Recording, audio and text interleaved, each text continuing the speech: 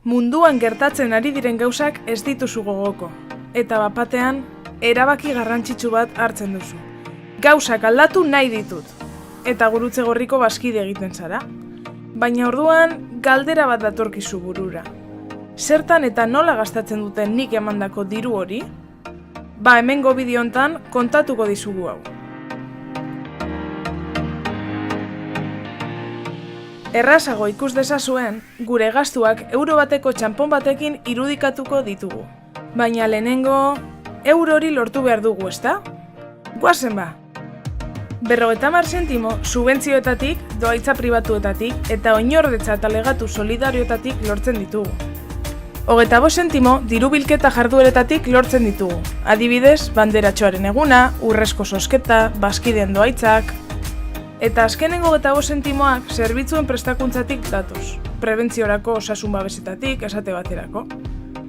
Ados, badaukagu gure euroa. Orduan, zertan gastatuko dugu? 51 zentimo, gizarte, ingurumen eta enplegu programetara doaz. Janari banaketak, pertsona nagusiak, pobrezia energetikorako laguntzak, eta abar. 23 zentimo, larrialdi eta osasun programetara doaz.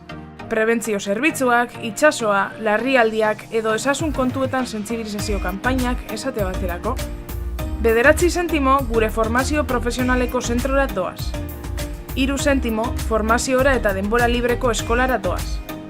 2 zentimo, nazioarteko kooperaziora eta elkartasun funtzera doaz. 2 zentimo, gazteen gurutze gorriko programetara doaz. Zentimo bat, voluntariotzara eta garapen lokalera doa. Eta gainontzekoa, kudeaketa, administrazioa, komunikazioa eta funts bilketarako gastuetara doa bideratuta.